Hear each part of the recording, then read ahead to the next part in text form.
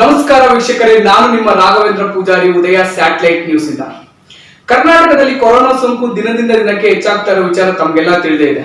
ಈ ಮಾರಕ ವೈರಸ್ಗೆ ಲಸಿಕೆ ಇಲ್ಲದೆ ರೋಗಿಗಳಿಗೆ ಯಾವ ಚಿಕಿತ್ಸೆ ನೀಡಬೇಕೆಂಬ ಗೊಂದಲವಿದೆ.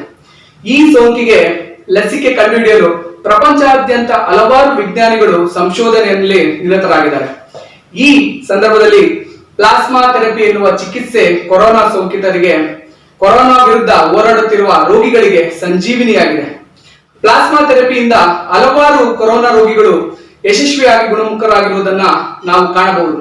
ಈ ಪ್ಲಾಸ್ಮಾ ಥೆರಪಿಯ ಬಗ್ಗೆ ಮಾತನಾಡಲು ನಮ್ಮೊಂದಿಗೆ ವಿಕ್ಟೋರಿಯಾ ಆಸ್ಪತ್ರೆಯ ರಕ್ತ ನಿಧಿಯ ಮುಖ್ಯಸ್ಥರಾದಂತಹ ಡಾಕ್ಟರ್ ಶ್ರೀ ಲತಾರ್ ಅವರಿದ್ದಾರೆ. ಕಾರ್ಯಕ್ರಮಕ್ಕೆ ತಮಗೆ ಸ್ವಾಗತ. ಕಂಟಿನ್ಯೂ. ಸೊ ಮೇಡಮ್, ಮೊದಲನೇದಾಗಿ ಪ್ಲಾಸ್ಮಾ ಥೆರಪಿ ಅಂತ ಹೇಳಿದ್ರೆ ಏನು ಮೇಡಮ್? ಪ್ಲಾಸ್ಮಾ ಥೆರಪಿ ತೀರಾ ಹಳೇದೇನೆ ಇದು. 100 ವರ್ಷದ ಹಿಂದೆಯಿಂದಾನೇ ಬಂದಿರೋದು ಇದು, ಹೊಸದೇನು ಅಲ್ಲ ಇದು.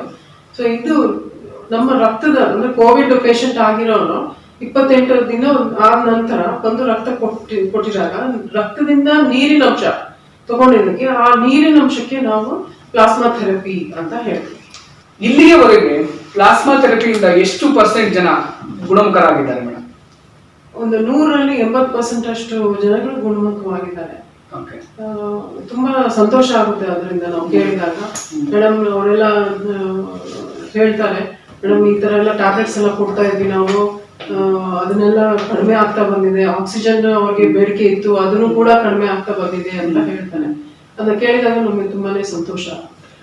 ಇಲ್ಲಿವರೆಗೂ ಎಷ್ಟು ಜನ ಪ್ಲಾಸ್ಮಾನ ದಾನ ಮಾಡಿದ್ದಾರೆ ಮೇಡಮ್ ಬೆಂಗಳೂರಲ್ಲಿ ಅಂತ ತಗೊಂಡ್ರೆ?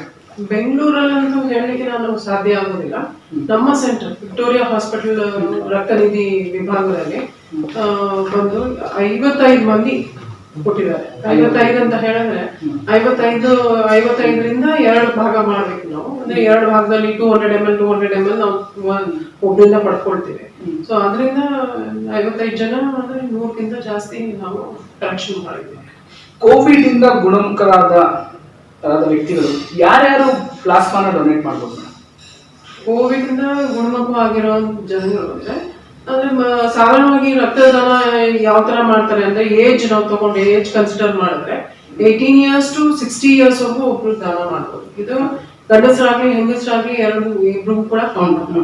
ಕೋಮಾಬಿಡಿಟಿ ಅಂತ ಹೇಳ್ತೀವಿ. ಈ ಕೋಮಾಬಿಡಿಟಿ ಅಂತ ಹೇಳಿದ್ರೆ ಡಯಾಬಿಟಿಸ್ ಮತ್ತೆ ಹೈಪರ್ಟೆನ್ಷನ್ ಅಂತ ಹೇಳ್ತೀವಿ. ಅದು ಇದ್ರೆ ಅವರು ಟ್ಯಾಬ್ಲೆಟ್ಸ್ ಅಲ್ಲಿ ಇದ್ರೆ ಪರವಾಗಿಲ್ಲ, ಅವರು ಟ್ಯಾಬ್ಲೆಟ್ಸ್ ನ ಸ್ಕಿಪ್ ಮಾಡಿ ಬರ್ಬೋದು. ಅವ್ರೇನಾದ್ರು ಇನ್ಸುಲಿನ್ ಆತರ ಏನಾದ್ರು ತಗೊಳ್ಳೋದಿದ್ರೆ ಅಥವಾ ತಗೊಳ್ದೇನೆ ಇರೋಕ್ ಸಾಧ್ಯನೇ ಇಲ್ಲ ಅಂತ ಹೇಳಿದ್ರೆ ಅಂತವ್ರು ಬಂದು ಕೊಡ್ಲಿಕ್ಕೆ ಸಾಧ್ಯ ಇಲ್ಲ. ಸೊ ಒಂದ್ಸತಿ ಸ್ಕಿಪ್ ಮಾಡಿ ರಕ್ತದಾನವನ್ನು ಕೊಟ್ಟು ಪ್ಲಾಸ್ಮಾ ದಾನವನ್ನು ಮಾಡಿ ಆದ ನಂತರ ನಾವು ತಗೊಳ್ಬಹುದು. ಅವಾಗವರೆಗೂ ನಾರ್ಮಲ್ ಆಗಿ ಇದೆ ಅಂತ ನಾವು ಕೂಡ ಪರೀಕ್ಷೆ ಮಾಡಿಯೇ ತಗೊಳ್ಳೋದು. ಸೊ ಪರೀಕ್ಷೆ ಮಾಡಿದಾಗ ಅವ್ರು ಸ್ಕಿಪ್ ಮಾಡಿ ಅವ್ರು ಬಂದಿದಾಗ ನಮ್ಗೆ ದಾನ ಮಾಡ್ತೀವಿ ಅಂತ ನಾವು ಪರೀಕ್ಷೆ ಮಾಡಿದಾಗ ಅವ್ರು ನಾರ್ಮಲ್ ಬಂದ್ರೆ ಖಂಡಿತವಾಗಿ ನಾವು ತಗೊಳ್ತೀವಿ ಅವ್ರಿಗೆ. ಅದಾದ ನಂತರ ಹೆಂಗಸರು ಸಾಮಾನ್ಯ ತುಂಬಾ ಹೆಣ್ಮಕ್ಳು ಕೂಡ ಮುಂದೆ ಬರ್ತಾರೆ, ಮೇಡಮ್ ನಾವು ಕೂಡ ದಾನ ಮಾಡ್ಬೇಕು, ನಮಗೂ ಕೂಡ ಕೋವಿಡ್ ಬಂದಿತ್ತು ಅಂತ ಹೇಳಿ ಇದೇ ಒಂದು ಚಾನ್ಸ್ ನಮ್ಗೆ ಏನೋ ಒಂದು ದಾನ ಮಾಡ್ಬೇಕಂತ ಸಮಾಜ ಸೇವೆಗೆ ಇದೊಂದು ನಮ್ಗೆ ಒಂದು ಚಾನ್ಸ್ ಅಂತ.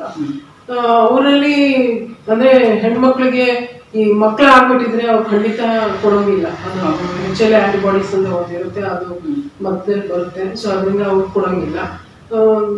ಅದು ಮದ್ವೆ ಆಗಿಲ್ದೇ ಇರೋರು, ಮದ್ವೆ ಆಗಿದ್ರು ಕೂಡ ಮಕ್ಳು ಆಗಿಲ್ದೇ ಇರೋರು ಖಂಡಿತ ಮುಂದೆ ಬಂದು ಕೊಟ್ಟಿದ್ದಾರೆ. ತುಂಬಾ ಜನ ಕೊಟ್ಟಿದ್ದಾರೆ. ಓಕೆ. ಸೊ ನೀವು ಹೇಳಿದ್ರಲ್ಲ ಮೇಡಮ್ 28 ದಿನಗಳ ಆದ ಮೇಲೆ ಕೊಡ್ಬೇಕು ಅಂತ. ಆ 28 ದಿನ ಅಂತ ಇಟ್ಕೊಂಡಿದ್ದೆ ಮೇಡಮ್? ಆ 28 ದಿವಸ ಏನಕ್ಕಂತ ಹೇಳಿದ್ರೆ ಕೋವಿಡ್ ಆಗಿರೋ ಮನುಷ್ಯನಿಗೆ ಅವನ ಶರೀರದಲ್ಲಿ ಆಂಟಿಬಾಡೀಸ್ ಹೆಚ್ಚಿಗೆ ಆಗ್ಬೇಕು. It will reach the peak. ಯಾಕಂತ ಹೇಳಿದ್ರೆ ನಮ್ಮ ಒಂದು ಪಾಲಿಸಿನಲ್ಲಿ ಈ ಪ್ಲಾಸ್ಮಾ ದಾನ, ರಕ್ತದಾನ ಆಗ್ಲಿ ಪ್ಲಾಸ್ಮಾ ದಾನ ಮಾಡಿದಾಗ ಆ ಮನುಷ್ಯನಿಗೂ ಕೂಡ ಧಕ್ಕೆ ಆಗ್ಬಾರ್ದು, ಅವನ ಶರೀರ ಕೂಡ ಧಕ್ಕೆ ಆಗ್ಬಾರ್ದು. ಅವರಿಂದ ಪಡ್ಕೊಂಡಿರೋರಿಗೆ ಅವ್ರಿಗೂ ಕೂಡ ಹೆಲ್ಪ್ ಆಗ್ಬೇಕು. ಇವಾಗ ಅಲ್ಲಿಂದ ಅವನಿಂದ ಪಡ್ಕೊಂಡು ಅವ್ರಿಗೆ ರೋಗಿ ಮಾಡ್ಬಿಟ್ಟು ರೋಗಿಗೆ ನಾವು ಗುಣಮುಖ ಮಾಡ್ತೀವಿ ಅಂತ ಹೇಳೋದು ಆ ಪಾಲಿಸಿನೇ ಇಲ್ಲ. ಡ್ರಗ್ ಕಂಟ್ರೋಲರ್ ಪಾಲಿಸಿ ಆಗ್ಲಿ ನಮ್ಮ ಡಾಕ್ಟರ್ ಎಥಿಕ್ಸ್ ಅಲ್ಲಿ ಆಗ್ಲಿ ಯಾವುದು ಇಲ್ಲ. ಸೊ ಇವಾಗ ಕೋವಿಡ್ ಇಂದ ಗುಣಮುಖರಾಗಿದ್ದಾರೆ ಜನರು, ಅವರು ಪ್ಲಾಸ್ಮಾ ಡೊನೇಟ್ ಮಾಡಕ್ಕೆ ಹಿಂದೇಟ್ ಆಗ್ತಾರ ಕಾರಣ ಏನು ಮೇಡಮ್? ತುಂಬಾ ಮಂದಿಗೆ ಹೆದರಿಕೆ. ನಮ್ ಬಂದಿದೆ ಕೋವಿಡ್, ನಮ್ ಶರೀರದಿಂದ ನಾವು ಕೊಟ್ಟ ಮೇಲೆ ನಮ್ಮ ಆಂಟಿಬಾಡೀಸ್ ಕಡಿಮೆ ಆಗ್ಬಿಟ್ರೆ ಮತ್ತೆ ನಾವು ಕಾಯಿಲೆ ಬೀಳ್ಬೇಕಾಗುತ್ತಲ್ಲಪ್ಪ. ಮತ್ತೆ ಆಸ್ಪತ್ರೆಗೆ ಹೋಗಿ ನಾವು ಸೇರ್ಬೇಕು, ಐಸೋಲೇಷನ್ ಆಗ್ಬೇಕು, ಕ್ವಾರಂಟೈನ್ ಆಗ್ಬೇಕು. ಹೀಗಾಗಿ ತುಂಬಾ ಜನಗಳಿಗೆ ಅದೊಂದು ಭಯ ಇರುತ್ತೆ. ನಾನ್ ಹೇಳೋದು ಒಂದೇ, ನಮ್ ಶರೀರದಲ್ಲಿ ಎಷ್ಟು ಮಟ್ಟಿಗೆ ಆಂಟಿಬಾಡೀಸ್ ಇರುತ್ತೆ ಅಂತ ಹೇಳಿದ್ರೆ ಸಾವಿರದಷ್ಟು ಅಷ್ಟಿರುತ್ತೆ. ನಾವು ತಗೊಳ್ಳೋದು ಎಷ್ಟು, ಒಂದು ಲಸ್ಸಿ ಗ್ಲಾಸ್, ನೀರಿನ ಲೋಟದ ಅಷ್ಟು ಮಾತ್ರ ನಾವು ತಗೊಳ್ಳೋದು. 500 ml 400 ml ಪ್ಲಸ್ 500 100 ml ತಗೊಳ್ತೀವಿ. ಸೊ ಸಾಗರದಿಂದ ಒಂದು ಲೋಟದಷ್ಟು ನೀರು ತೆಗೆದ್ರೆ ಏನಾದ್ರು ಹೆಚ್ಚು ಕಡಿಮೆ ಆಗುತ್ತಾ? ಅದನ್ನ ಜನಗಳು ಅರಿತ್ಕೊ. ಸೊ ಹಾಗಾಗಿ ಅವರು ಶರೀರಕ್ಕೆ ಯಾವುದೇ ಕಾರಣದಿಂದ ಧಕ್ಕೆ ಆಗೋದಿಲ್ಲ. ಆ ಭಯವನ್ನು ಬಿಟ್ಟು ಮುಂದೆ ಬರ್ಬೇಕು ಜನಗಳಿಗೆ. ಇದೊಂದು ಚಾನ್ಸ್. ಈ ತರ ಪದೇ ಪದೇ ಬರೋದಿಲ್ಲ. 100 ವರ್ಷಕ್ಕೆ ಒಂದ್ಸತಿ ಬರೋದಲ್ವೇ ಯಾವುದೇ ಕಾಯಿಲೆ ಈ ತರ ಬಂದಿರೋದು ಕೂಡ 100 ವರ್ಷಕ್ಕೆ ಒಂದ್ಸತಿ ಪ್ಯಾಂಡಮಿಕ್ ಬಂದಿದೆ. ಇದೊಂದು ಚಾನ್ಸ್ ನಮ್ಗೆ ಕಲ್ಪಿಸಿ ಬಂದಿದೆ. ನಾವು ಬೇರೆಯವ್ರಿಗೆ ದಾನವನ್ನು ಮಾಡ್ಬೇಕು. ಏನ್ ದಾನವನ್ನು ಮಾಡಿದ್ರೆ ನಾವು ಉಳಿಸ್ತೀವಿ ಅಂತ ಹೇಳ್ಬಿಟ್ಟು ನಾವು ಮುಂದೆ ಬಂದಿದ್ದೇವೆ. ಉಳಿಸಿದ್ರೆ ಹೇಗೆ ಲಕ್ಷ್ಮಣನ್ಗೆ ಹನುಮಂತ ಸಂಜೀವಿನಿ ಕೊಡ್ತೀವೋ ಅದೇ ರೀತಿ ಇದನ್ನು ಸಹ ಪ್ಲಾಸ್ಮಾನ ಡೊನೇಟ್ ಮಾಡಿದ್ರೆ ಸಂಜೀವಿನಿ ತರ. ಈಗ ವ್ಯಾಕ್ಸಿನ್ ಅಂತೂ ಬಂದಿಲ್ಲ. ಇದು passive immunity, passive or temporary immunity ಅಂತ ನಾವು ಏನ್ ಹೇಳ್ತೀವಿ. ಸೊ ಅಬೌಟ್ 4 to 6 ಅಂದ್ರೆ 4 ರಿಂದ 6 ತಿಂಗಳಷ್ಟು ಇದ್ರ ಇಮ್ಯುನಿಟಿ ಇದ್ದೇ ಇರುತ್ತೆ. ಕೊಟ್ಟಿರೋರ್ಗು ಇರುತ್ತೆ, ತಗೊಂಡಿರೋರ್ಗು ಇರುತ್ತೆ. ಮೇಡಮ್, ಹಲವಾರು ಜನಗಳ ಜೊತೆ ನಾವು ಮಾತಾಡಿದಾಗ ಅವ್ರು ಹೇಳಿದ್ರು, ರಕ್ತ ತಗೊಂತಾರೆ, ಮತ್ತೆ ಅದರಿಂದ ಪ್ಲಾಸ್ಮಾ ತಗೊಂತಾರೆ, ಮತ್ತೆ ಅದೇ ರಕ್ತನ ಹಾಕ್ತಾರೆ, ಇದರಿಂದ ಏನೋ ಬಾಡಿಗೆ ಎಫೆಕ್ಟ್ ಆಗಲ್ವಾ ಅಂತ. ಹೌದು, ಖಂಡಿತ. ಇದು ನಮ್ಮಲ್ಲಂತೂ ಮಿಷನ್ ಇದೆ, ಎಫೆರೆಸಿಸ್ ಮಿಷನ್ ಅಂತ ಹೇಳಿ ಒಂದು ಮಿಷನ್ ಅಳವಡಿಸ್ಕೊಂಡಿದ್ವಿ. ನಮ್ಮ ಶರೀರದಲ್ಲಿ ಒಂದು 6 ರಿಂದ 6.5 ಲೀಟರ್ ಅಷ್ಟು ರಕ್ತವನ್ನು ಚಲಾವಣೆ ಇರುತ್ತೆ. ಅದ್ರಲ್ಲಿ ಅದೇನಾಗುತ್ತೆ, ಮಿಷನ್ ಅಲ್ಲಿ ನಾವು ಅವ್ರಿಗೆ ಅಳವಡಿಸಿದಾಗ ಒಂದು ಸೂಜಿ ಹಾಕ್ಬಿಟ್ಟು ಅದು ಶರೀರದಿಂದ ಅದು ಕ್ಯಾಲ್ಕುಲೇಟ್ ಮಾಡಿ ಹಾಕೋದು. ಇಷ್ಟು ಬಾಡಿ ಇದೆ, ಟೆಂಪರೇಚರ್ ಇಷ್ಟಿದೆ, ಮತ್ತೆ ಅವರ ಬಾಡಿ ವೇಟ್ ಇಷ್ಟಿದೆ ಅಂತ ಹೇಳಿ ಎಲ್ಲ ಹಾಕ್ತೇವೆ ನಾವು. ಸೊ ಅದನ್ನ ನಾವು ಮಿಷನ್ಗೆ ನಾವು ಅಳವಡಿಸಿದಾಗ ಎಷ್ಟು ತಗೊಳ್ಬೇಕೋ ಅಷ್ಟೊಂದು ತಗೊಂಡ್ಬಿಟ್ಟು ಅಲ್ಲೇ ಒಂದು ಸೆಂಟ್ರಿಫ್ಯೂಜ್ ಇರುತ್ತೆ. ಆ ಸೆಂಟ್ರಿಫ್ಯೂಜ್ ಅಲ್ಲಿ ಬೇರ್ಪಡೆ ಮಾಡಿಸ್ಕೊಡ್ತೇವೆ. ರಕ್ತದಲ್ಲಿ ನಾವೆಲ್ಲ ಓದೇ ಇದ್ದೀವಿ, ಸ್ಕೂಲಲ್ಲಿ ಕೂಡ ಓದಿರ್ತೇವೆ. ಒಂದು ಕೆಂಪು ರಕ್ತ ಕಣ, ಬಿಳಿ ರಕ್ತ ಕಣ, ಮತ್ತೆ ನೀರಿನ ಅಂಶ ಪ್ಲಾಸ್ಮಾ ಅಂತ ಇರುತ್ತೆ. ಸೊ ಇದನ್ನ ಸೆಂಟ್ರಿಫ್ಯೂಜ್ ಹಾಕಿದ ನಂತರ ಆ ರಕ್ತ ಕಣಗಳು, ಕೆಂಪು ರಕ್ತ ಆತರ ಎಲ್ಲ ಬೇರ್ಪಡೆ ಆಗಿ ನೀರಿನ ಅಂಶ ಮಾತ್ರ ನಾವು ಕಲೆಕ್ಟ್ ಮಾಡ್ಕೊಂಡು ಮತ್ತೆ ಆ ಕೆಂಪು ರಕ್ತ ಎಲ್ಲ ವಾಪಸ್ ಪುನಃ ಯಾರು ಕೊಡ್ತಾ ಇದ್ದಾರೋ ಅವ್ರಿಗೆ ಶರೀರಕ್ಕೆ ಕೊಟ್ಟೋಗುತ್ತೆ. ಇದೊಂದು ಪ್ಲಾಸ್ಮಾ ಎಫೆರೆಸಿಸ್ ಮಿಷನ್ಗೆ ಅಳವಡಿಸಿದಾಗ, ಎಫೆರೆಸಿಸ್ ಮಿಷನ್ಗೆ ಅಳವಡಿಸಿಲ್ಲದೆ ಇರುವಾಗ ಯಾರತ್ರ ಈ ತರ ಒಂದು ಮಿಷನ್ ಇಲ್ವೋ, ಎಫೆರೆಸಿಸ್ ಮಿಷನ್ ಇಲ್ವೋ, ಅವರಲ್ಲಿ ಸಾಧಾರಣವಾಗಿ ಹೇಗೆ ರಕ್ತದಾನ ಮಾಡ್ತಾರೆ ಆ ತರ ರಕ್ತದಾನ ಮಾಡ್ತಾರೆ. ಹೋಲ್ ಬ್ಲಡ್ ಮಾಡಿದಾಗ ಅದನ್ನ ಅದು ಬರೀ 10 ನಿಮಿಷ ತಗೊಳ್ಳೋದು. ಸೊ ಅವ್ರಿಗೆ ಕಳ್ಸಿಕೊಟ್ಬಿಡ್ತಾರೆ, ಆಯ್ತು 10 ನಿಮಿಷಕ್ಕೆ ಅಂತ. ಮಾಮೂಲಿ ರಕ್ತ ಹೇಗೆ ಕೊಡ್ತಾರ ಆ ತರ ಕೊಟ್ಬಿಟ್ಟು ಅದನ್ನ ಆಮೇಲೆ ಅವರು ಸೆಂಟ್ರಿಫ್ಯೂಜ್ ಮಾಡ್ಕೊಂಡು ಸಪರೇಟ್ ಮಾಡ್ಕೊಂಡು ಮತ್ತೆ ಏನ್ ಮಾಡ್ತಾರೆ, ಅದನ್ನ ಒಂದು 10-15 ನಿಮಿಷ ಆಗುತ್ತೆ, ಒಂದು ಅರ್ಧ ಗಂಟೆ ಆಗುತ್ತೆ, ಅದನ್ನ ವಾಪಸ್ ಕೊಡ್ತಾರೆ. ಸೊ ಅದು ಡಬಲ್ ಕೆಲಸ ಆಗುತ್ತೆ. ಕೆಲವೊಮ್ಮೆ ತಗೊಳ್ಳಿಕ್ಕೂ ಇಚ್ಛೆ ಪಡೋದಿಲ್ಲ, ನಾನು ಕೊಟ್ಟಿದ್ದೇನೆ ಅದನ್ನು ವೇಸ್ಟ್ ಆಗುತ್ತೆ. ಅದು ವೇಸ್ಟ್ ಆಗಿ ಡಿಸ್ಕಾರ್ಡ್ ಮಾಡ್ಬೇಕಾಗುತ್ತೆ. ಇದರಿಂದ ಅನಾನುಕೂಲತೆಗಳೇ ಜಾಸ್ತಿ. ಏನಂತ ಹೇಳಿದ್ರೆ, ಇವಾಗ ಕೆಂಪು ರಕ್ತ ನಾವೆಲ್ಲ ಓದಿದೀವಿ, ಅದರಿಂದ ತಾನೇ ನಮ್ಗೆ ಆಕ್ಸಿಜನ್ ಅಂತ ನಾವು ಏನು ಹೇಳ್ತೀವಿ ಅದು ನಮ್ಮ ಶರೀರದಲ್ಲಿ ಎಲ್ಲಾ ಮೂಲೆಗೂ ತಲುಪಿಸೋ ಕೆಲಸ ಇದು ಹಿಮೋಗ್ಲೋಬಿನ್, ರೆಡ್ ಬ್ಲಡ್ ಸೆಲ್ಸ್ ಮಾಡೋ ಕೆಲಸ. ಸೊ ಅದನ್ನ ತೆಗೆದಾಗ ಸಾಧಾರಣವಾಗಿ ಮನುಷ್ಯ ಅವನಿಗೂ ಕೂಡ ಕೊಟ್ಟಿದಾಗ ಸುಸ್ತಾಗುತ್ತೆ, ಆತರ ಎಲ್ಲ ಇರುತ್ತೆ. ಅದೇ ಮನುಷ್ಯ ಈ ಎಫೆರೆಸಿಸ್ ಮೂಲಕ ಕೊಟ್ಟಿದಾಗ ಆತರ ಸುಸ್ತಾಗ್ಲಿ ಯಾವುದೇ ಕಾರಣದಿಂದ ಆತರ ಎಲ್ಲ ಆಗ್ಲಿಕ್ಕೆ ಚಾನ್ಸ್ ಇಲ್ಲ. ಯಾಕಂದ್ರೆ ರೆಡ್ ಬ್ಲಡ್ ಸೆಲ್ಸ್ ಉತ್ಪಾದನೆ ಮತ್ತೆ ಪುನಃ ನಮ್ಮ ಶರೀರದಲ್ಲಿ ಉತ್ಪಾದನೆ ಆಗ್ಬೇಕು ಅಂತ ಹೇಳಿದ್ರೆ 3 ತಿಂಗಳು ಬೇಕು. ಅದೇ ಪ್ಲಾಸ್ಮಾ ಅನ್ನೋದು ನಮ್ ನೀರಿನ ಅಂಶ ಬರೀ 24 ಗಂಟೆ ಮಾತ್ರ. ಅದು ಏನಂತ ಅದಕ್ಕೋಸ್ಕರ ನಾವು ಏನ್ ಹೇಳ್ತೀವಿ, ಯಾರಾದ್ರೂ ರಕ್ತದಾನ ಮಾಡೋದು ಬರೋರಿಗೆ ಮುಂಚಿತವಾಗ್ಲೇ ನೀವು ಚೆನ್ನಾಗಿ ಊಟ ಮಾಡ್ಕೊಂಡು ಮತ್ತೆ ನೀರ್ ಕುಡ್ಕೊಂಡು ಬನ್ನಿ ಅಂತ ಹೇಳ್ತೀವಿ. ಅದಾದ ನಂತರ ಕೂಡ ಇಮಿಡಿಯೇಟ್ ಆಗಿ ನಾವು ರಿಫ್ರೆಶ್ಮೆಂಟ್, ಅದರಲ್ಲಿ ಜ್ಯೂಸ್ ಅಂತ ಕಡ್ಡಾಯವಾಗಿ ಕೊಡ್ಬೇಕು. ಫ್ರೂಟ್ಸ್ ಮತ್ತೆ ಇನ್ನೇನು ಅವ್ರು ಏನ್ ಇಚ್ಛೆ ಪಡ್ತಾರೋ ಅದನ್ನ ನಾವು ಕೊಡ್ತೀವಿ. ಒಂದು ಸಲ ಕೊರೋನಾದಿಂದ ಮುಖವಾದಂತ ವ್ಯಕ್ತಿ ಎಷ್ಟು ಬಾರಿ ಇದು ಪ್ಲಾಸ್ಮಾನ ಕೊಡ್ಬೋದು? 2 ಬಾರಿ ಕೊಡ್ಬೋದು. 2 ಬಾರಿ 15 ದಿವಸದ ಗ್ಯಾಪ್ ಅಲ್ಲಿ ಕೊಡ್ಬೋದು. ಓಕೆ. ಅಂದ್ರೆ 1 ತಿಂಗಳು ಆದ ನಂತರ ಸೊ ಅದು ಪೀಕಲ್ಲಿ ಇರುತ್ತೆ, 2 ತಿಂಗಳು ಪೀಕಲ್ಲಿ ಇರುತ್ತೆ. ಸೊ ಅದರಿಂದ within that 2 months with gap of 15 days 2 ಬಾರಿ ಕೊಡ್ತೀವಿ. ಇವಾಗ ನಾನು ಕೋವಿಡ್ ಇಂದ ಗುಣಮುಖನಾಗಿದ್ದೀನಿ, 28 ದಿನ ಆದ್ಮೇಲೆ ನಾನು ಪ್ಲಾಸ್ಮಾನ ಕೊಡ್ಬೇಕು ಅಂತ ನಾನು ಇಚ್ಛೆ ಪಟ್ಟಿದ್ದೀನಿ. ಆ ರೀತಿ ನನ್ನಲ್ಲಿ ಏನಾದ್ರು ಫುಡ್ ಹ್ಯಾಬಿಟ್ ಅಲ್ಲಿ ನಾನೇ ಚೇಂಜಸ್ ಮಾಡ್ಕೋಬೇಕಾ, ಇಲ್ಲ ಅಂದ್ರೆ ನನ್ನ ಡೈಲಿ ರೂಟೀನ್ ಅಲ್ಲಿ ಇದ್ರೆ ಸಾಕ? ರೂಟೀನ್ ಅಲ್ಲಿ ಸಾಕು. ಅಂದ್ರೆ ಒಂದ್ ಸ್ವಲ್ಪ ನಾವು ಏನ್ ಹೇಳ್ತೀವಿ, ಕೊಲೆಸ್ಟ್ರಾಲ್ ಕರ್ದಿದ್ದು ಊಟ ಮತ್ತೆ ಹೆವಿ ಫ್ಯಾಟ್ ಅದನ್ನ ತಗೊಳ್ಬೇಡಿ ಅಂತ ಹೇಳ್ತೀವಿ. ಪ್ಲಸ್ ಇನ್ನೊಂದು ಏನಂತ ಹೇಳಿದ್ರೆ, ಗಂಡಸರು ಆದ್ರೆ ನಾವು ಸಿಗರೇಟ್ ಸ್ಮೋಕಿಂಗು, ಇನ್ನು ಹಳ್ಳಿ ಕಡೆಯಿಂದ ಎಲ್ಲ ಬಂದಿದ್ರೆ ಬೀಡಿ ಸಿಗರೇಟ್ ಏನೇ ಇದ್ರು ಬೇಡ. ಮತ್ತೆ ಸಾಧಾರಣವಾಗಿ ಹೇಗೆ ನಿದ್ದೆ ಮಾಡ್ತಿದ್ರು ಆತರ normal sleep at least minimum of 6 hours, 6 ಗಂಟೆ ಟೈಮ್ ಚೆನ್ನಾಗಿ ನಿದ್ದೆ ಮಾಡ್ಬಿಟ್ಟು ಬರ್ಬೇಕು. ಕುಡಿತದ ಅಭ್ಯಾಸ ಆತರ ಏನು ಇರಬೇಡ. ಮತ್ತೆ ಟ್ಯಾಬ್ಲೆಟ್ಸ್ ಏನಾದ್ರು ತಗೊಳ್ತಾ ಇದೆ ಹೆಣ್ಮಕ್ಳು ಈಗ ಇತ್ತೀಚೆಗೆ ಎಲ್ಲರೂ ಸಾಧಾರಣವಾಗಿ 90% ಹೆಣ್ಮಕ್ಳು ಥೈರಾಯ್ಡ್ ಟ್ಯಾಬ್ಲೆಟ್ಸ್ ತಗೊಳ್ತಾನೆ ಇರ್ತಾರೆ. ಸೊ ಟ್ಯಾಬ್ಲೆಟ್ಸ್ ಕೂಡ ತಗೊಳಂಗಿಲ್ಲ. ಯಾವುದೇ ಕಾರಣದಿಂದ ಮೈಕೈ ನೋವು ಹಾಗೆ ಟ್ಯಾಬ್ಲೆಟ್ಸ್ 24 ಗಂಟೆ ಒಳಗಡೆ ಏನು ತಗೊಳ್ಬಾರ್ದು. ಅದ್ರ ಪ್ಲಾಸ್ಮಾ ಕೊಟ್ಟು ದಾನ ಮಾಡಾದ್ಮೇಲೆ ಬೇಕಾದ್ರೆ ತಗೊಂಡ್ರೆ ಅಡ್ಡಿಲ್ಲ. Okay okay. ಸೊ ಮೊನ್ನೆ ರಾಜ್ಯ ಸರ್ಕಾರ ಹೇಳಿತ್ತು ಮೇಡಮ್, ಪ್ಲಾಸ್ಮಾ ಯಾರ್ಯಾರು ಡೊನೇಟ್ ಮಾಡ್ತಾರೋ ಅವ್ರಿಗೆ 5,000 ರೂಪಾಯಿ ಸಹಾಯಧನ ಕೊಡ್ತೀವಿ ಅಂತ. ಅದು ಕೊಡ್ತಾ ಇದ್ದಾರೆ ಮೇಡಮ್? ಅದು 2ನೇ ಹಂತಕ್ಕೆ ಬಂದಿದೆ. ಈಗಾಗಲೇ ನಮ್ಗೆ ಡೈರೆಕ್ಷನ್ಸ್ ಬಂದಿದೆ ಗವರ್ಮೆಂಟ್ ಇಂದ. ಆಧಾರ್ ಕಾರ್ಡ್ ಕೂಡ ಮೊದಲು ಏನ್ ಬಂದಿತ್ತು ಈ ತರ ಕೊಡ್ತೀವಿ ಅಂತ ಒಂದು ಪ್ರಕಟಣೆ ಬಂದಿತ್ತು ಅಷ್ಟೇ. ಈಗ ಒಂದು ಸೆಕೆಂಡ್ ಸ್ಟೆಪ್ ತಗೊಂಡಿದ್ದಾರೆ, ಈ ತರ ಆಧಾರ್ ಕಾರ್ಡ್ ತಗೊಳ್ಳಿ, ಅವ್ರದ್ದು ನಂಬರ್ ಮತ್ತೆ ಕಾಂಟ್ಯಾಕ್ಟ್ ನಂಬರ್, ಆಧಾರ್ ನಂಬರ್ ಅಂತ. ಸೊ ಹಾಗಾಗಿ ನಾವು ಅವ್ರ ಆಧಾರ್ ನಂಬರ್ ಅದೆಲ್ಲ ನಾವು ಸರ್ಟಿಫಿಕೇಟ್ ಅಲ್ಲಿ ನಾವು ಮೆನ್ಷನ್ ಮಾಡಿ ಕೊಡ್ತಾ ಇದ್ವಿ. ಇನ್ನು ನೆಕ್ಸ್ಟ್ ಸ್ಟೆಪ್ ಎಲ್ಲಿ ಕೊಡ್ತೀವಿ ಹೇಗೆ ಕೊಡ್ತೀವಿ ಅಂತ ತಗೋಬೇಕು. Okay okay. ಸೊ ಪ್ಲಾಸ್ಮಾ ಬೇಕು ಅಂತ ಹೇಳಿದ್ರೆ, ಇಲ್ಲ ನಾನೇನೋ ಪ್ಲಾಸ್ಮಾ ಡೊನೇಟ್ ಮಾಡ್ಬೇಕು ಅಂತ ಹೇಳಿದ್ರೆ ಏನ್ ಪ್ರೊಸೀಜರ್ ಮೇಡಮ್? ಯಾರಿಗೆ ಫೋನ್ ಮಾಡ್ಬೇಕಾಗುತ್ತೆ, ಇಲ್ವಾ ಎಲ್ಲಿಗೆ ಬರ್ಬೇಕಾಗುತ್ತೆ? ನಮ್ದು ಒಂದು ಹೆಲ್ಪ್ ಲೈನ್ ಇದೆ, ಶ್ರೀಕೃಷ್ಣ ಚಾರಿಟಬಲ್ ಟ್ರಸ್ಟ್ ಅಂತ ಹೇಳಿ. ಅವರು ಪಾಪ ಅವರೆಲ್ಲ ಇಂಜಿನಿಯರ್ಸ್ ಹುಡುಗರು, ಅವರು ಒಂದು ಟ್ರಸ್ಟ್ ಮಾಡ್ಕೊಂಡು ಅವರೇ ಫೋನ್ ಮಾಡಿದ್ರು, ಮೇಡಮ್ ಈ ತರ ನಾವು ಏನೋ ಒಂದು ಹೆಲ್ಪ್ ಮಾಡ್ಬೇಕು ಅಂತ ಇದೀವಿ, ಈ ತರ ನಾವು ಇರೋ ಕಡೆಯಿಂದಾನೇ ನಾವು ಹೆಲ್ಪ್ ಮಾಡ್ಬೋದಾ ಅಂತ, ಖಂಡಿತ ಮುಂದೆ ಬನ್ನಿ ಅಂತ ಹೇಳಿ ಅವ್ರಿಗೆ ಹೇಳೋದಕ್ಕೆ ಅವರು ಅಲ್ಲಿ ಒಂದು ಹೆಲ್ಪ್ ಲೈನ್ ಕೊಟ್ರು. 080-471-0606 ಅಂತ ಹೇಳಿ ಹೆಲ್ಪ್ ಲೈನ್. 080-471-90-606. ಓಕೆ ಸರಿ. ಈ ನಂಬರ್ಗೆ ಫೋನ್ ಮಾಡಿದ್ರೆ ಅವರು ಗೈಡ್ಲೈನ್ಸ್ ಕೊಡ್ತಾರೆ.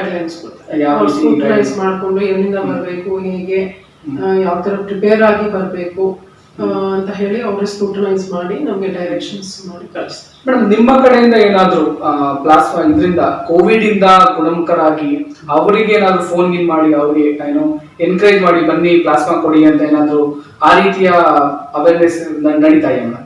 ಇವಾಗ ಸದ್ಯಕ್ಕೆ ಅದೇ ಅವೇರ್ನೆಸ್ ಆ ತರ ನಡೀತಾ ಇಲ್ಲ. ಅದು ನಡಿಬೇಕು.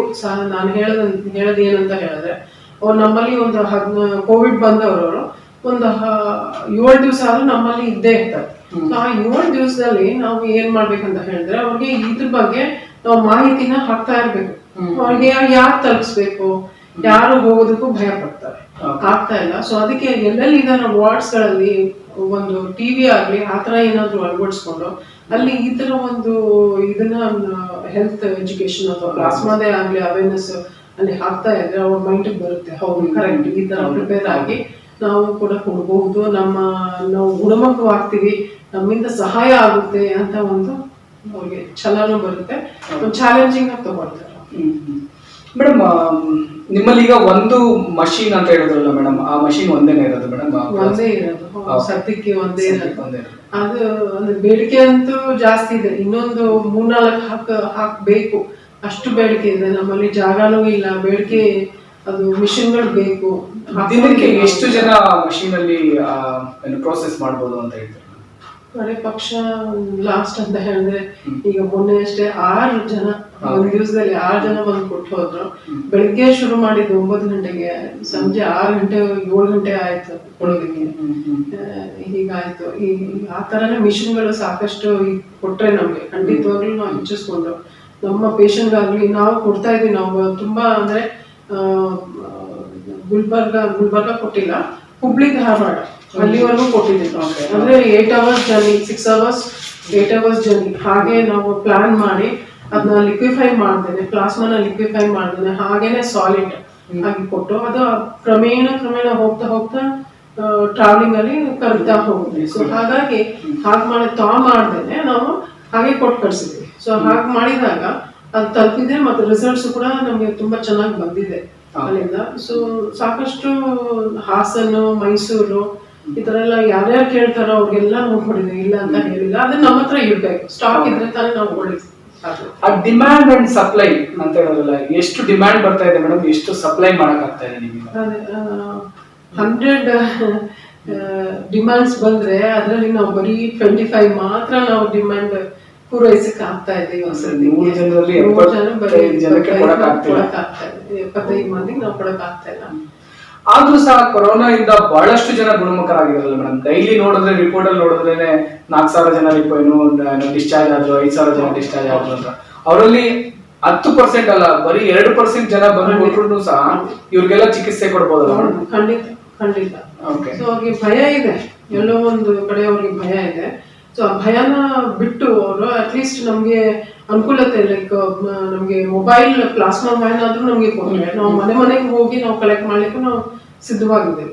ಮೊಬೈಲ್ ಪ್ಲಾಸ್ಮಾ ವ್ಯಾನ್ ಅಂತ ಹೇಳಿದ್ರೆ ಒಂದು ವ್ಯಾನ್, ಒಂದು ಟೆಂಪೋ ಟ್ರಾವೆಲರ್ ವ್ಯಾನ್, ಅದರಲ್ಲೇ ಒಂದು ಫುಲ್ಲಿ ಎಕ್ವಿಪ್ಡ್ ವ್ಯಾನ್, ಅದರಲ್ಲೇ ಒಂದು ಕಡೆಗೆ ಒಂದು ಬೆಡ್ ಹಾಕಿರ್ತಾರೆ. ಸೊ ಅಲ್ಲೇ ಒಬ್ಬೊಬ್ಬರಾಗಿ ನಾವು ಟೆಸ್ಟ್ ಮಾಡಿ ಅವ್ರಿಗೆ ಬ್ಲೀಡ್ ಮಾಡಿ ಮತ್ತೆ ಅಲ್ಲೇ ಶೇಖರಣೆ ಮಾಡೋದಕ್ಕೋಸ್ಕರ ಒಂದು ಫ್ರಿಡ್ಜ್ ಕೂಡ ಕೊಟ್ಟಿರ್ತಾರೆ. ಸೊ ಹಾಗೆ ಕಲೆಕ್ಷನ್ ಒಂದೊಂದು ಏರಿಯಾಗೆ ಹೋಗ್ಬಿಟ್ಟು ಈ ತರ ಇವತ್ತಿನ ದಿವಸ ಇಲ್ಲಿಗೆ ಈ ಏರಿಯಾಗೆ ಬರ್ತಾ ಇದೀವಿ ಅಂತ ಹೇಳ್ಬಿಟ್ಟು ಅನೌನ್ಸ್ಮೆಂಟ್ ಮಾಡ್ಬಿಟ್ಟು ನಾವು ಬಂದ್ರೆ ಅಲ್ಲಿರೋ ಸುತ್ತಮುತ್ತ ಜನಗಳು ಅಲ್ಲೇ ಬರ್ತಾರೆ, ಭಯ ಇರೋದಿಲ್ಲ. ಸೊ ಅಲ್ಲಿ ಬಂದು ಕೊಡೋದಕ್ಕೆ ತುಂಬಾ ಜನ ಹೇಳಿದ್ದಾರೆ ನನಗೆ, ಈ ತರ ಮಾಡಿ ಮೇಡಮ್, ನಾವು ಖಂಡಿತ ಅಲ್ಲೇ ಬಂದು ಕೊಡೋಕೆ ನಾವು ಇಚ್ಛೆ ಪಡ್ತೀವಿ, ಮತ್ತೆ ಈ ಕಡೆ ಬರೋದಕ್ಕೆ ಆಗೋದಿಲ್ಲ. ನನ್ಗೆ ಇನ್ನೊಂದು ಏನಂತ ಹೇಳಿದ್ರೆ, ವಿಕ್ಟೋರಿಯಾ ಎಲ್ಲಾ ಆಸ್ಪತ್ರೆ ಕೂಡ ಕೋವಿಡ್ ಆಗಿದೆ. ವಿಕ್ಟೋರಿಯಾ ಆಸ್ಪತ್ರೆ ಭಯ ಇದೆ, ಬೇರೆ ಆಸ್ಪತ್ರೆ ಯಾಕೆ ಭಯ ಇಲ್ಲ? ಫಸ್ಟ್ ಕೋವಿಡ್ ಸೆಂಟರ್ ಅಂತ ಮೀಡಿಯಾಗಳಲ್ಲಿ ತೋರಿಸಿದೆ ವಿಕ್ಟೋರಿಯಾ ಹಾಸ್ಪಿಟಲ್. ಸೊ ಈ ರೀತಿಯ ಪ್ಲಾಸ್ಮಾ ವ್ಯಾನ್ ಈ ಕಾನ್ಸೆಪ್ಟ್ ಅನ್ನೋದು ಭಾರತ ದೇಶದಲ್ಲಿ ಎಲ್ಲಾದ್ರೂ ನಡೀತಾ ಇದೆ ಮೇಡಮ್? ಇದೆ, ಸಾಕಷ್ಟು ಕಡೆ ಇದೆ. ಈಗ ಇತ್ತೀಚೆಗೆ ಲಯನ್ಸ್ ಬ್ಲಡ್ ಬ್ಯಾಂಕ್ ಒಂದು ಹೋಗಿದೆ, ನಮಗೂ ಕೂಡ ಕೊಡಿ, ಗವರ್ಮೆಂಟ್ ಅಲ್ಲಿ ಬೇಡಿಕೆ ಜಾಸ್ತಿ ಇದೆ ಅಂತ ನಾವು ಕೇಳ್ತಾನೆ ಇದ್ದೀವಿ. ಅದು ಯಾವಾಗ ಬರುತ್ತೋ ಇನ್ನೂ ಗೊತ್ತಿಲ್ಲ. ಸೊ ಇವಾಗ ನನಗೆ ಪ್ಲಾಸ್ಮಾ ಬೇಕು ಅಂದ್ರೆ, ನಮ್ಮ ರಿಲೇಟಿವ್ ಯಾರು ಕೋವಿಡ್ ಆಗಿರ್ತಾರೆ, ಪ್ಲಾಸ್ಮಾ ಅವ್ರಿಗೆ ಬೇಕು ಅಂತ ಹೇಳಿದ್ರೆ ನಾವ್ ಯಾರನ್ನ ಕಾಂಟ್ಯಾಕ್ಟ್ ಮಾಡ್ಬೇಕಾಗುತ್ತೆ? ಸೇಮ್ ಹೆಲ್ಪ್ ಲೈನ್ 080 ಮಾಡಿದ್ರೆ ಅವರು ವರ್ಕ್ ಮಾಡ್ಕೊಂಡು ಸ್ಟಾಕ್ ಅಲ್ಲಿ ಇದೆಯಾ ಇಲ್ಲೋ ಅಂತ ಹೇಳ್ಬಿಟ್ಟು ಮಾಡ್ಕೊಂಡು ನಮ್ಗೆ ತಿಳಿಸ್ತಾರೆ. ಸ್ಟಾಕ್ ಅಲ್ಲಿ ಇದ್ರೆ ಖಂಡಿತ ಅವ್ರು ಡೈರೆಕ್ಟ್ ಮಾಡ್ತಾರೆ. ಓಕೆ. ಸೊ ನೀವ್ ಹೇಳೋ ಪ್ರಕಾರ ಕೊರೋನಾ ಪ್ಲಾಸ್ಮಾನ ಡೊನೇಟ್ ಮಾಡಿದ್ರೆ ಆಂಟಿಬಾಡೀಸ್ ಕಡಿಮೆ ಆಗಲ್ಲ ಅಂತ ಹೇಳ್ತೀರಲ್ಲ? ಖಂಡಿತ ಇಲ್ಲ. ಯಾಕಂದ್ರೆ ಅದಕ್ಕೋಸ್ಕರನೇ ನಾವು 28 ದಿವಸ ನಾವು ವೇಟ್ ಮಾಡಿಸೋದು. ಹೈಯೆಸ್ಟ್ ಪೀಕ್ ಹೋಗಿರುತ್ತೆ. ಆ ಹೈಯೆಸ್ಟ್ ಪೀಕ್ ಹೋಗಿದಾಗ 2 months ಅಲ್ಲೇ ಇರುತ್ತೆ.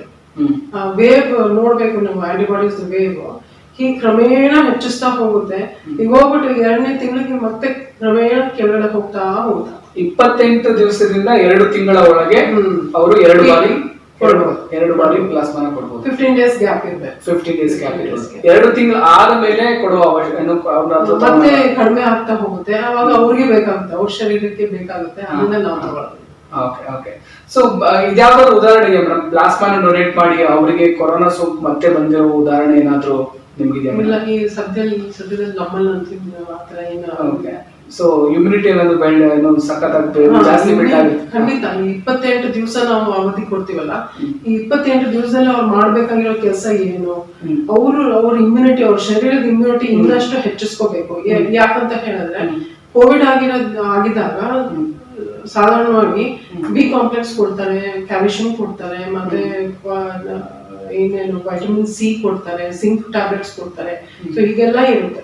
ಸೊ ಇದನ್ನ ಅವ್ರು ಕಂಟಿನ್ಯೂ ಮಾಡ್ಕೊಳ್ತಾನೆ ಬರ್ಬೇಕು. ಆಸ್ಪತ್ರೆಯಲ್ಲಿ ಇರುವವ್ರಿಗೆ ಮಾತ್ರ, ಆಮೇಲೆ ನಂತರ ಇಲ್ಲ ಅಂತ ಹೇಳಿ ಅನ್ಕೊಳ್ಬೇಕು. ಇದು ಯಾವಾಗ ಹೋಗುತ್ತೆ ಇನ್ನೂ ಗೊತ್ತಿಲ್ಲ. ಇನ್ನು ಡಿಸೆಂಬರ್ ವರ್ಗೂ ಹೋಗ್ಬೋದು. ಡಿಸೆಂಬರ್ ಆಗೋವರೆಗೂ ವ್ಯಾಕ್ಸಿನ್ ಸಿಗೋವರೆಗೂ, ವ್ಯಾಕ್ಸಿನ್ ಸಿಕ್ಕಾದ್ಮೇಲೆ ಕೂಡ ಸ್ವಲ್ಪ ಮಟ್ಟಿಗೆ ಬೇಕಾಗುತ್ತೆ ನಮ್ಗೆ. ಒಂದು ರೆಗ್ಯುಲರ್ ಒಂದು ಚಾಲೆಂಜ್ ಅಲ್ಲಿ ಇಟ್ಕೋಬೇಕು ಅಂತ ಹೇಳ್ತೀನಿ ನಾನು. ಸೊ ರೆಗ್ಯುಲರ್ ಚಾಲನೆ ಹೇಗೆ ವೈಟಮಿನ್ ಸಿ ನಾವು ಬೆಳಗ್ಗೆನೆ ಒಂದ್ ಸ್ವಲ್ಪ ಉಗುರು ಬೆಚ್ಚಗಿರೋ ನೀರ್ಗೆ 1 ಗ್ಲಾಸ್ ಉಗುರು ಬೆಚ್ಚಗಿರೋ ನೀರ್ಗೆ ಒಂದು ಹಿಡಿ ನಿಂಬೆ ಹಣ್ಣ ಹಿಂಡ್ಬಿಟ್ಟು ಒಂದು ಕೊಂಚ ರಾಕ್ ಸಾಲ್ಟ್ ಅಂತ ಹೇಳ್ತೀವಿ ಅದನ್ನು ಕೂಡ ಮತ್ತೆ ಒಂದ್ ಸ್ವಲ್ಪ ಟರ್ಮರಿಕ್ ಒಂದ್ ಸ್ವಲ್ಪ ಜಿಂಜರ್ ಪೌಡರ್ ಇಷ್ಟು ಹಾಕೊಂಡು ಖಾಲಿ ಹೊಟ್ಟೆನಲ್ಲಿ ಕುಡಿಬೇಕು. ಸೊ ಖಾಲಿ ಹೊಟ್ಟೆನಲ್ಲಿ ತಗೊಂಡಿದ್ರೆ ಅದು ವೈಟಮಿನ್ ಸಿ. ಸೊ ಇದನ್ನ ತಗೊಂಡಾದ ನಂತರ ಒಂದು ಬೀಟ್ರೂಟ್ ಒಂದು ಮೀಡಿಯಂ ಸೈಜ್ ಬೀಟ್ರೂಟ್ ನ ಒಂದ್ ಸ್ವಲ್ಪ ತೊಳೆದ್ಬಿಟ್ಟು ಡಿಶ್ ವಾಶ್ ಇದರಲ್ಲಿ ಸೋಪಲ್ಲಿ ತೊಳೆದಾದ ನಂತರ ಚೆನ್ನಾಗಿ ನೀರಲ್ಲಿ ತೊಳೆದು ಸಿಪ್ಪೆ ಸುರಿದು ಅದಕ್ಕೆ ಒಂದು 8 ಹೋಲ್ಡ್ ಮಾಡಿ ಅದು ತಿನ್ಬೇಕು. ಸೊ ಅದರಲ್ಲಿ it is full of zinc ಮತ್ತೆ ಮೆಗ್ನೀಷಿಯಂ ಮತ್ತೆ ಅಯನ್ ಇರುತ್ತೆ. ಸೊ ಇದು ಕೋವಿಡ್ ಪೇಷಂಟ್ ಗೆ ನಾವು ಟೆಸ್ಟ್ ಮಾಡ್ತೀವಲ್ಲ ಫೆರಟಿನ್ ಲೆವೆಲ್ ಕೂಡ ಕಡಿಮೆ ಆಗ್ತಾ ಬರುತ್ತೆ. It one of the indicator. So ಹೀಗಿರೋದ್ರಿಂದ ಈ ಅಯನ್ ಕೂಡ ನಮ್ಗೆ ಬೇಕಾಗುತ್ತೆ, ನಮ್ಮ ಶರೀರಕ್ಕೆ ಜಾಸ್ತಿನೇ ಬೇಕು. ಸೊ ಹಾಗಿರುವಾಗ ಇದನ್ನ ಯಾಕೆ ನ್ಯಾಚುರಲ್ ಆಗಿರುವಂತದನ್ನ ಯಾಕೆ ನಾವು ಅಳವಡಿಸ್ಕೋಬೇಕು? ಸೊ ಹೀಗೆ ನಾವು ಇದೆರಡು ಬೆಳಗ್ಗೆ ನಾವು ಅಳವಡಿಸ್ಕೊಂಡ್ರೆ ನಮ್ಮ ನಿತ್ಯ ಇದರಲ್ಲಿ ನಾವು ಅಳವಡಿಸ್ಕೊಂಡ್ರೆ ಖಂಡಿತವಾಗ್ಲೂ ಅದು ಕೊರೋನಾ ಬಂದು ನಮ್ಗೆ ಸೋಂಕು ಬಂದ್ರೂ ಕೂಡ ಇದನ್ನು ಕಡಿಮೆ ಆಗೋದಿಲ್ಲ, ಸಿವಿಯಾರಿಟಿ ಲೆವೆಲ್ಗೆ ನಮ್ಗೆ ತಗೊಂಡು ಹೋಗೋದಿಲ್ಲ. ಸೊ ನಾವು ಕಾಪಾಡ್ಕೋಬೇಕು. ಮತ್ತೆ ರಕ್ತ ಕೊಡೋದಕ್ಕೂ ಕೂಡ ಅನುಕೂಲ ಆಗುತ್ತೆ. ಈಗ ಮೊನ್ನೆ ಒಬ್ರು ಲೇಡಿ ಡಾಕ್ಟರ್ ಬಂದ್ರು, ಆಫ್ಥಾಲ್ಮಾಲಜಿಸ್ಟ್. ಅವ್ರು ನನ್ನ ಸ್ಟೂಡೆಂಟ್ ಆಗಿದ್ರು. ಬಂದ್ರು, ಮೇಡಮ್ ಈ ತರ ನಾನು ಕೊಡಕ್ ಇಚ್ಛೆ ಪಡ್ತಾ ಇದ್ದೀನಿ ಅಂತ. ಆಯ್ತು, ಫಸ್ಟ್ ನಿಮ್ ಹಿಮೋಗ್ಲೋಬಿನ್ ಚೆಕ್ ಮಾಡೋಣ ಬನ್ನಿ ಅಂತ.